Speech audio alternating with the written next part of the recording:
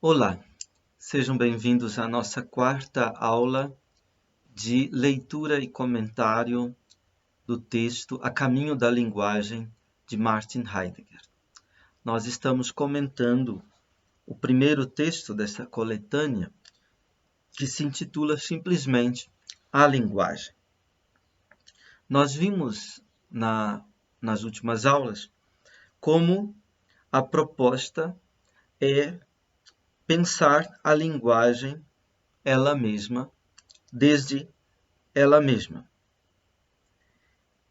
Isto é, não se trata de pensar a linguagem a partir de outra coisa que não seja a linguagem. Isto quer dizer deixar a linguagem aparecer naquilo que é o seu próprio, naquilo que é, por assim dizer, a sua essência. Deixar a linguagem falar, deixar a linguagem, enquanto linguagem, vir ela mesma à fala. Na última aula, vimos uma citação de Hamann, escrevendo a Herder, em que ele dizia: se eu fosse tão eloquente como Demóstenes, nada mais precisaria fazer a não ser repetir 3 vezes uma única palavra. Razão é linguagem. Logos. Não consigo deixar de roer e haverei de roer esse osso até morrer. A profundidade dessa palavra permanece, no entanto, para mim muito obscura. Aguardo sempre a vinda de um anjo apocalíptico, trazendo a chave desse abismo.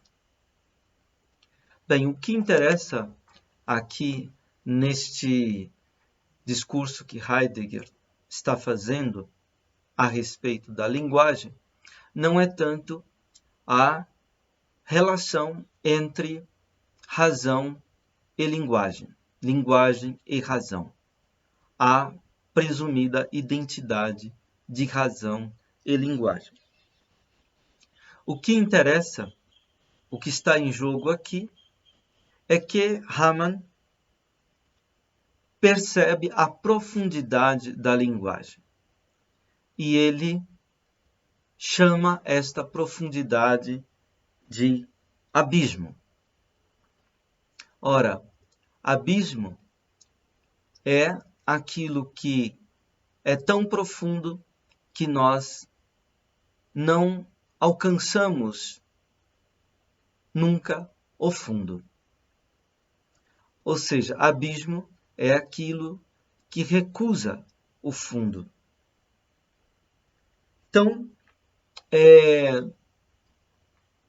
ao investigar a linguagem, nós estamos, por assim dizer, sondando, penetrando com o nosso olhar este abismo, o abismo da linguagem. Ao dizermos linguagem é linguagem, esta tautologia é um pairar sobre o abismo. Neste caso, não estamos colocando a linguagem sobre o fundamento de nada e nem considerando a linguagem fundamento de outra coisa. Estamos apenas e somente tentando dirigir o nosso olhar para este abismo da linguagem. Então, é a partir de aqui que vamos começar o conteúdo desta quarta aula, lendo o texto na página 10. Heidegger diz assim: a linguagem é linguagem. A linguagem fala. Caindo no abismo desta frase, não nos precipitamos, todavia, num nada. Caímos para o alto. Essa altura entreabre uma profundidade. Altura e profundidade dimensiona um lugar onde gostaríamos de nos sentir em casa, a fim de encontrar uma morada para a essência do homem. Bem, nós podemos estranhar o modo como aqui, nesse discurso desta conferência de Heidegger, a linguagem vem à linguagem. Ele diz, a linguagem é, linguagem. A linguagem é, ao dizer isto, o verbo nos apresenta a força, o vigor de ser. A força, o vigor de ser da linguagem. Ao dizer a linguagem é, nós logo queremos enveredar por uma definição da linguagem. E o mais comum é que, ao definir alguma coisa, nós recorramos a um determinado gênero a qual aquela coisa pertença como uma espécie. Como se nós dizemos, por exemplo, manga é uma fruta, ou ipê é uma árvore, ou homem é animal racional. Então nós remetemos a alguma coisa de outro. E acrescentamos ao gênero uma diferença específica, como quando nós dizemos homem é animal racional, o gênero é animal, e acrescentamos a diferença racional, para termos uma definição do que é homem. Bom, aqui esta sentença, essa proposição de Heidegger, a linguagem é, linguagem, não se trata de uma definição. Ele não está definindo a linguagem. Mesmo porque poderíamos objetar que se trata de uma tautologia, uma repetição inútil do mesmo, ou melhor, do igual. Bem, mas esta repetição está nos chamando a atenção de não tentarmos compreender a linguagem a partir de outra coisa que não a própria linguagem. Deixar a linguagem aparecer na sua essência, no seu vigor de ser próprio enquanto linguagem. A frase seguinte diz: a linguagem fala. Die Sprache spricht, diz em alemão.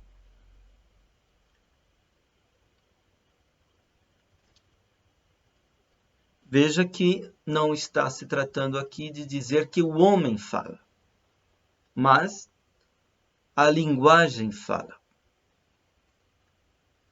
Normalmente, ao tematizarmos a linguagem, nós a tematizamos a partir do homem, a partir do falar do homem. Mas aqui, a proposta é tematizar a linguagem a partir do falar da própria linguagem. Caindo no abismo dessa proposição, não nos precipitamos, todavia, num nada.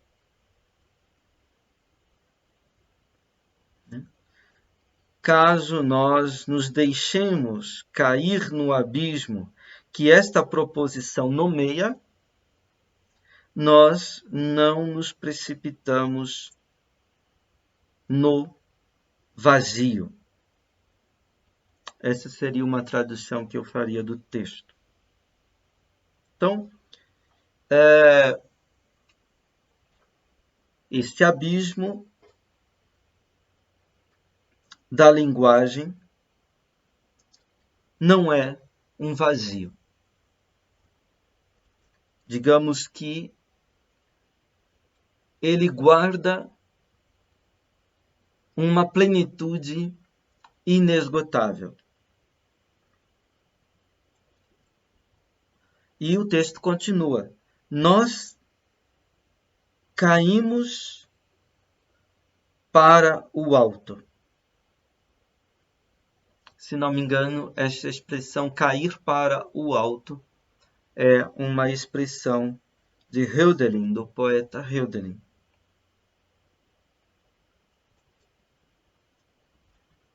Quer dizer que não é essa queda no abismo da linguagem, não é uma ruína. Não é um pisar em falso e resvalar no vazio. Essa queda no abismo da linguagem é antes uma elevação. Somos conduzidos ao mais elevado.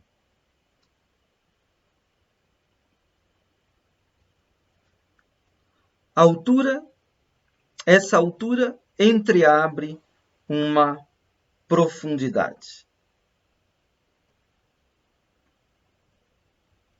Altura e profundidade pertencem a essa mesma abertura do abismo.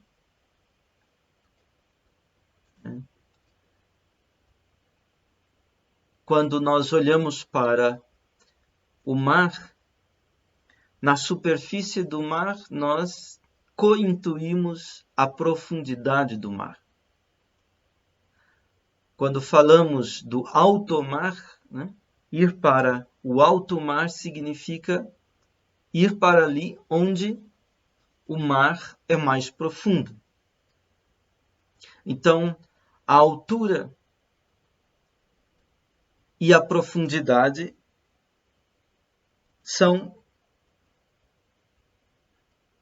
aspectos, digamos assim, do mesmo. A altura entreabre uma profundidade. Como quando nós falamos do alto mar, onde as águas são mais profundas. Né? Conduzir um barco para o alto mar significa levá-lo para ali onde as águas são mais profundas. É o caso. É como se nesta queda no abismo, por assim dizer, nós estamos conduzindo o nosso barco para o alto mar, o barco do nosso pensamento, da nossa reflexão, da nossa meditação, do nosso questionamento, para o alto mar da linguagem, ali onde ela vela e desvela uma profundidade. Altura e profundidade dimensionam um lugar onde gostaríamos de nos sentir em casa, a fim de encontrar uma morada para a essência do homem. Então, altura e profundidade, elas dimensionam um lugar, uma localidade, uma paisagem na qual nós gostaríamos de nos sentir em casa. Em casa, em alemão, se diz Heimisch.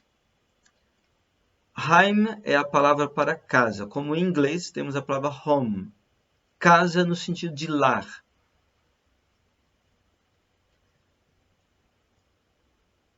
Bem, sentir-se em casa significa sentir-se naquilo que nos é o mais próprio.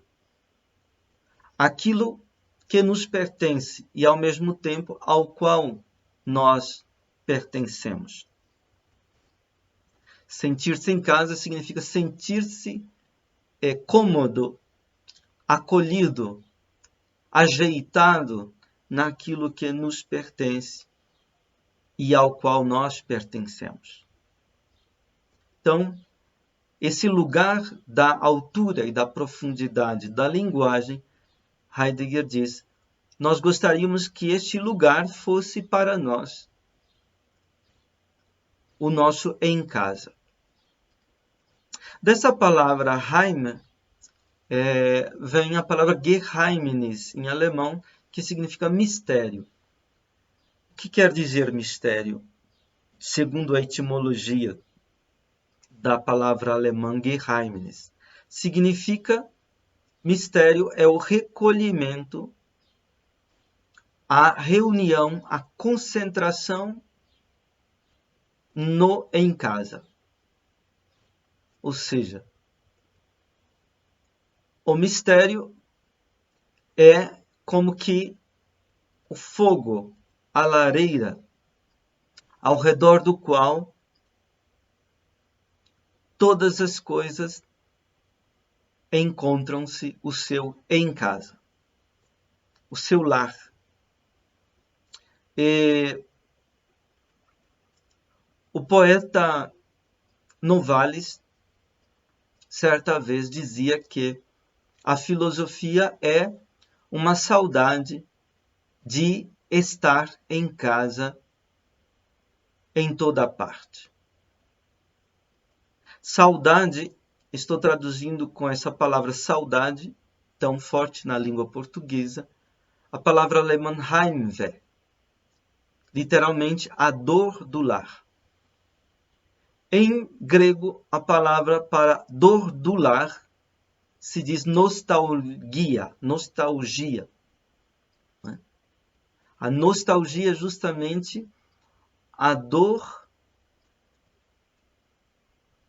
da ausência do lar. A saudade, se entendermos neste sentido, é o anseio, o desejo de estar junto daquele lugar onde nós nos encontramos, nos sentimos em casa. O texto termina dizendo esse parágrafo, a fim de encontrar uma morada para a essência do homem.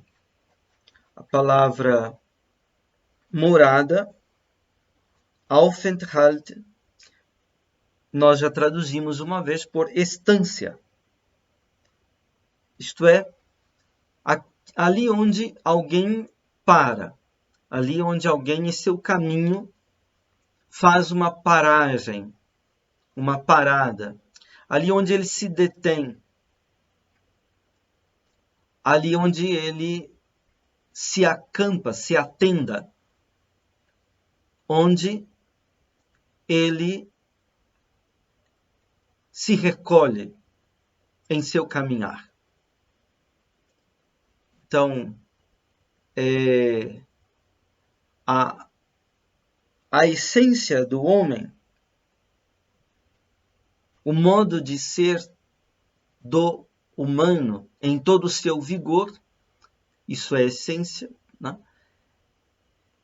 Encontra a sua paragem, a sua estância, o seu recolhimento na linguagem, na profundidade e na altura do mistério da linguagem. O parágrafo seguinte diz: pensar desde a linguagem significa alcançar de tal modo a fala da linguagem que essa fala aconteça como que concede e garante uma morada para a essência, para o modo de ser dos mortais. Então, pensar a linguagem, nachdenken, e pensar indo atrás da linguagem, pensar seguindo a linguagem, ou pensar segundo a linguagem. Isto quer dizer alcançar de tal modo a fala da linguagem que esta fala aconteça como que garante, concede e garante uma morada para a essência, para o modo de ser dos mortais. Então, alcançar, chegar, ter acesso ao falar da linguagem, de tal modo que aconteça o que garante a essência dos mortais, a estância, a estadia, a morada. Aqui Heidegger usa o verbo ereignen.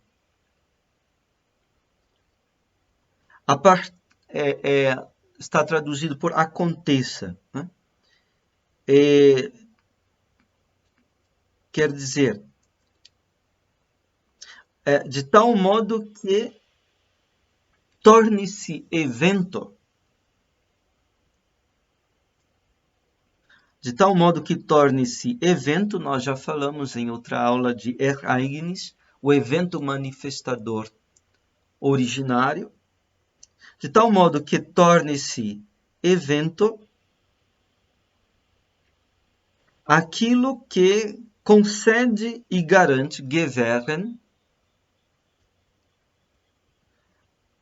a essência dos mortais, a morada, a estadia, a estância.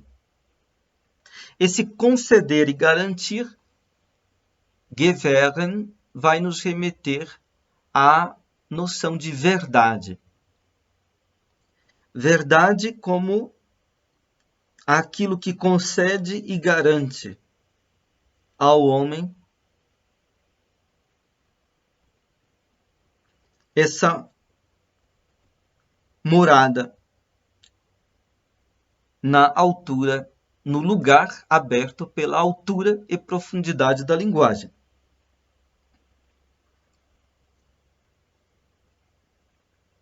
Os homens são chamados aqui de mortais, né? O modo para a essência, para o modo de ser dos mortais. Bem, vamos estranhar esse modo de falar do texto aqui. Os homens não são aqui chamados de animais racionais, de viventes que possuem a capacidade de falar. Os homens são chamados de mortais, como os gregos, na época mítica, chamavam os homens. O homem era chamado de mortal em diferença dos deuses. Os deuses são os imortais, os homens, os mortais.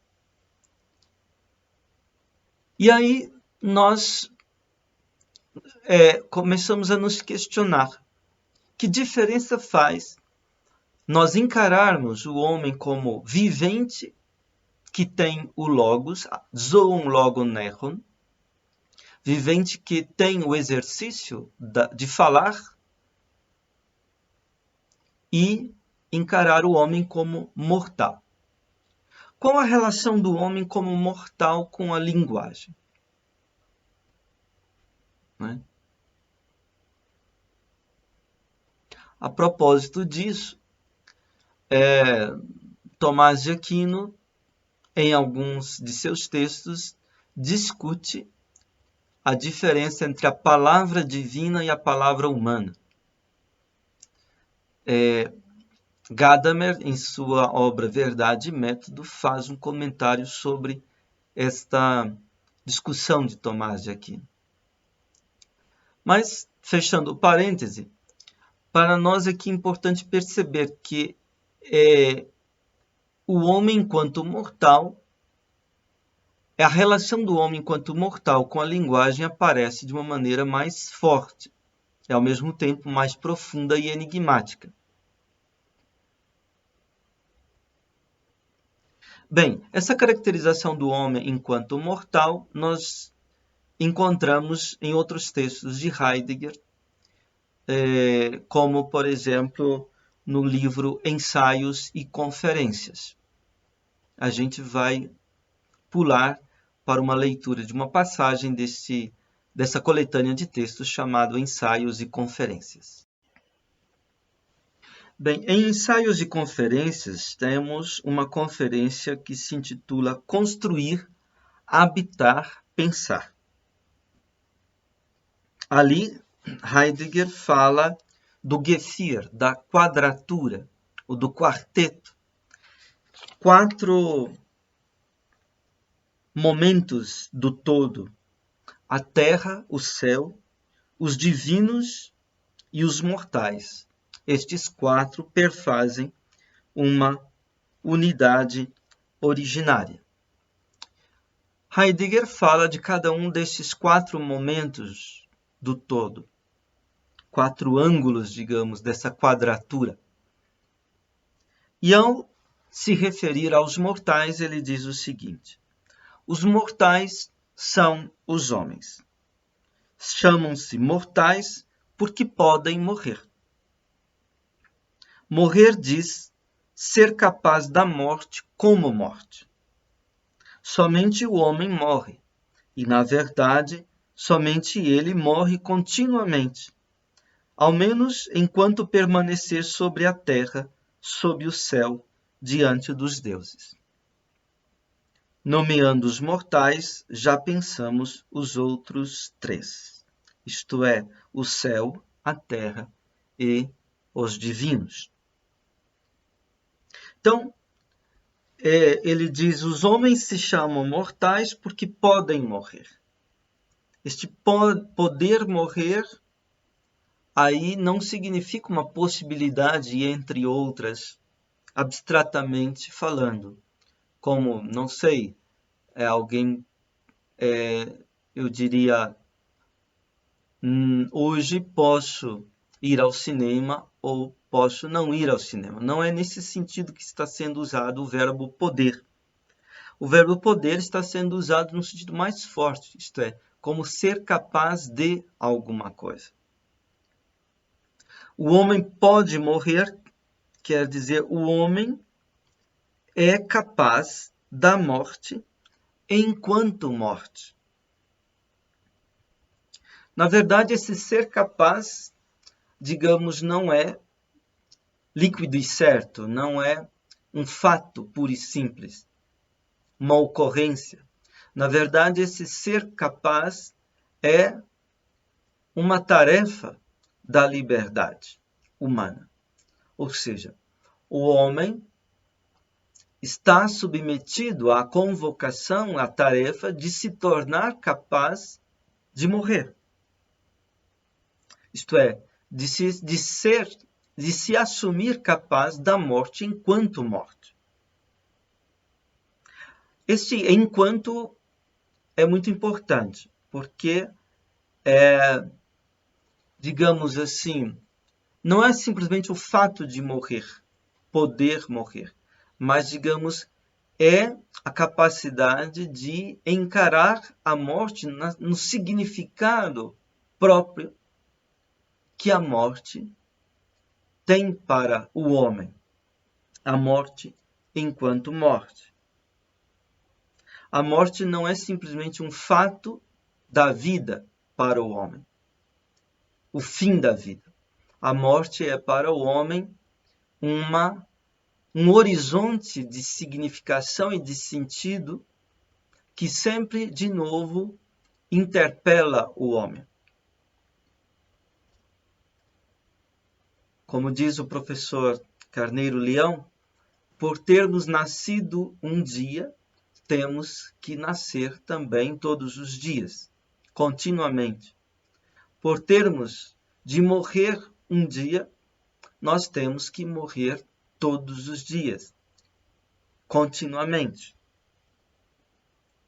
Então, o texto segue dizendo: somente o homem morre. Você poderia perguntar, mas as plantas morrem, os animais morrem. Uma pedra não morre. Uma pedra pode ser destruída, mas não dizemos propriamente que uma pedra morreu. Não é?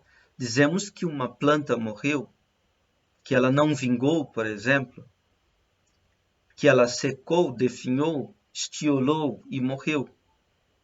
Dizemos, por exemplo, que um animal morreu. Mas morrer aí significa simplesmente findar, deixar de viver. Heidegger, no entanto, diz somente o homem morre. O que quer dizer é que morrer não significa somente deixar de viver ou findar.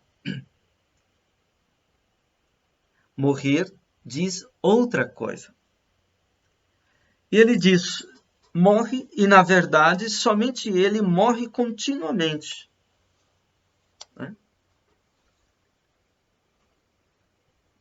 Somente ele continuamente está sendo chamado em causa, convocado, conclamado pela sua própria mortalidade. Esta mortalidade que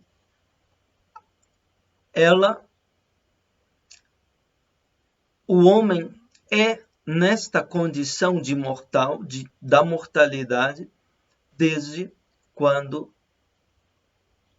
ele nasce, desde quando ele permanece sobre a terra, sob o céu, diante dos deuses, diz Heidegger.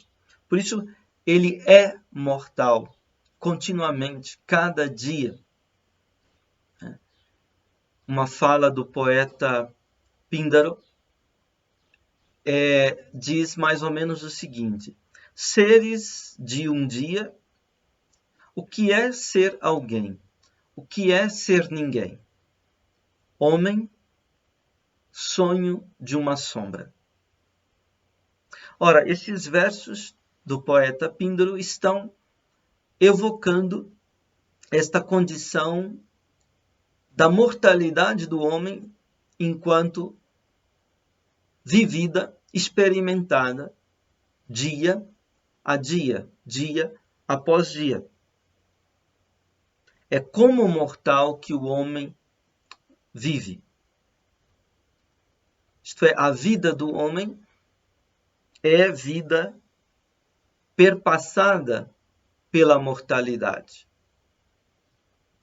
Por isso que Agostinho, em certo momento, ele refletindo sobre isso num dos seus sermões, ele diz: não saberia se é melhor dizer que o homem é que a vida do homem é uma vida mortal, ou se é melhor falar de uma morte vital. Porque morte e vida, para o homem, compõem o mesmo, uma unidade. Toda vida é morte e vida, como aparece no título do poema do Alto de Natal de João Cabral de Melo Neto, Morte e Vida Severina.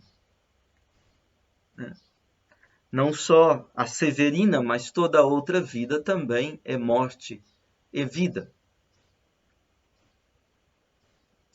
Todo homem, enquanto mortal, é um morto-vivo, ou um vivo-morto, se quisermos.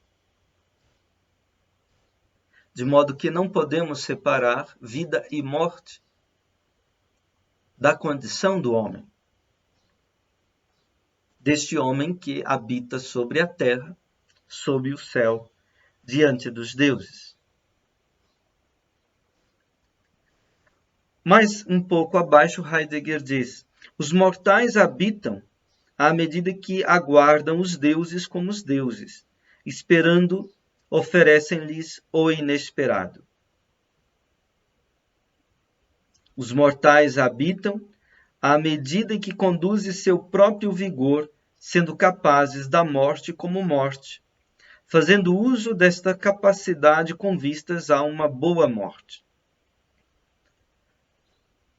Conduzir os mortais ao vigor essencial da morte não significa, de modo algum, ter por meta a morte, entendida como nada vazio.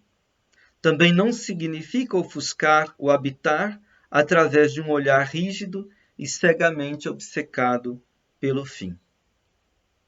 Então, ser capaz da morte como morte significa fazer uso dessa capacidade com vistas a uma boa morte. Lembremos Platão, né, que na boca de Sócrates caracteriza a filosofia como uma preparação para a morte.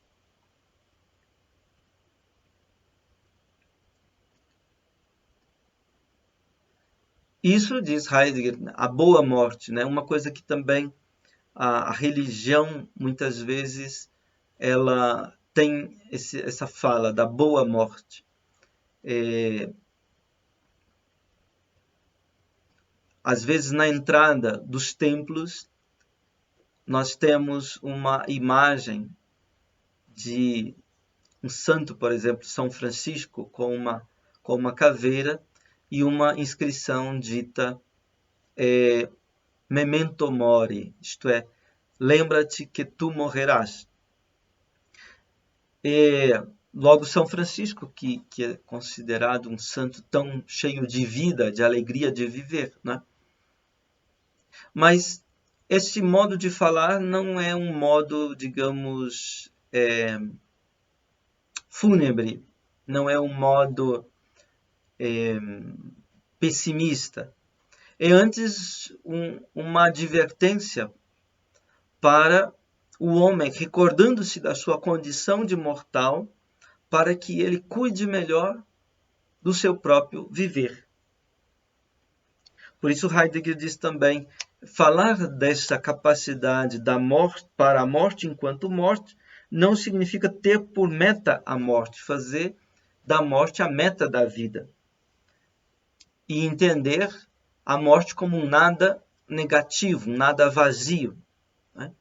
Então, não é pelo caminho do niilismo e do pessimismo que estamos enveredando ao falar aqui da morte nesse sentido. Né? Isto é, o homem que fica com o olhar rígido, como que obcecado, embasbacado, enfeitiçado pelo nada negativo. Isso é o niilismo decadente no sentido do pessimismo. Alguns filósofos caminham por esse caminho. A reflexão de Heidegger sobre a morte não é por aí que vai. Num outro texto de ensaios em conferências, numa conferência chamada A Coisa, Heidegger também volta a falar da questão dos mortais. Na página 156, nós lemos o seguinte: mortais são os homens. São assim chamados porque podem morrer. Morrer significa saber a morte como morte. Somente o homem morre, o animal finda, pois não tem a morte nem diante de si, nem atrás de si. A morte é o escrínio do nada, do que nunca, em nível algum, é algo que simplesmente é e está sendo. Ao contrário, o nada está vigindo e em vigor, como o próprio ser. Escrínio do nada, a morte é o resguardo do ser. Chamamos aqui de mortais os mortais, não por chegarem ao fim e finarem sua vida na terra, mas porque eles sabem a morte como morte. Os homens são mortais antes de findar sua vida. Os mortais são mortais por serem e vingarem no resguardo do ser. São a referência vigente ao ser enquanto ser. Quer dizer, chamar o homem de mortal não significa apenas constatar, descrever o fato de que o homem finda, deixa de viver. Não é isto que está em questão. Nesse sentido, também os animais são mortais. Mas é interessante que os gregos não usam a palavra mortal para os animais. Usa a palavra mortal apenas para o homem. Diz Heidegger, o animal não tem a morte nem diante de si, nem atrás de si. Ou seja, o homem vive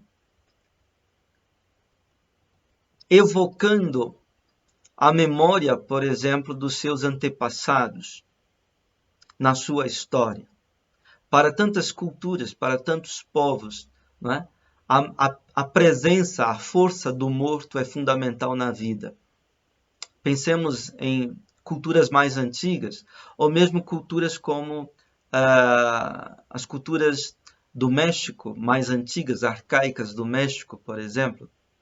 Né? O homem tem a morte atrás de si, mas não só atrás de si, no seu passado, ele tem a morte também diante de si. Tá? Porque ele sabe que ele sempre, a cada dia, está caminhando, se aproximando da morte. Uma morte que é sempre iminente e inesperada, de alguma maneira, para o homem. Mas a morte não tem uma relação somente com o homem, né? Ela tem uma relação com o nada. Heidegger diz, a morte é o escrínio do nada, é o baú do nada. É aquilo que guarda, resguarda o nada. O nada quer dizer aquilo que, de maneira alguma, é e está sendo em nosso horizonte, em nosso mundo de experiência como algo. O nada vige, vigora, mas o nada não é algo. O nada é nada. Vigora como nada, não sendo algo. Ora, aquilo que não é nenhum ente é justamente o outro do ente, o próprio ser. Então, para Heidegger, o nada vige e vigora como o próprio ser. Então, a morte não é somente o baú, o escrínio do nada. A morte é também o resguardo do ser. É justamente a morte que testemunha o ser enquanto ser. Então, a linguagem é estranho, enigmático. Dizer que a linguagem abre o lugar em que a essência do homem, enquanto mortal, encontra sua estância, significa que, através da linguagem, o homem tem um relacionamento com a verdade do ser. Verdade do ser, quer dizer, com a revelação e o velamento do ser. O ser que não é nenhum ente, nenhum algo que está sendo. E, nesse sentido, chamamos de nada o próprio ser. Então, a linguagem vai ter alguma relação com a morte e, através da morte, a relação do homem com nada e com o ser. Heidegger complementa dizendo: a metafísica, ao contrário, representa o homem, apresentando-o como animal, como ser vivo. Mesmo com a animalitas atravessada e regida pela ratio, o ser homem se determina pela vida, seu viver e suas vivências. É daí pela vida racional que os mortais devem, então, vir a ser mortais. Então, a metafísica, o mito entendia o homem como mortal. A metafísica entendia o homem como animal racional. Então, Heidegger reconduz aqui a compreensão da metafísica, compreensão do homem como animal metafísico, como animal racional. Heidegger reconduz a compreensão mítica do homem como mortal. É da e pela vida racional que os homens devem, então, vir a ser mortais. Bem, então vamos terminar hoje por aqui e fica esta pulga atrás da orelha, digamos assim. Qual é essa relação entre a linguagem e a morte? O homem como mortal e a linguagem. E a relação do homem como mortal com o nada e o ser. Digamos, com isso, a gente tem uma ideia mais clara um pouquinho do abismo a que Heidegger se referia quando falava da linguagem. Muito obrigado pela sua atenção e sua paciência, e até a próxima oportunidade.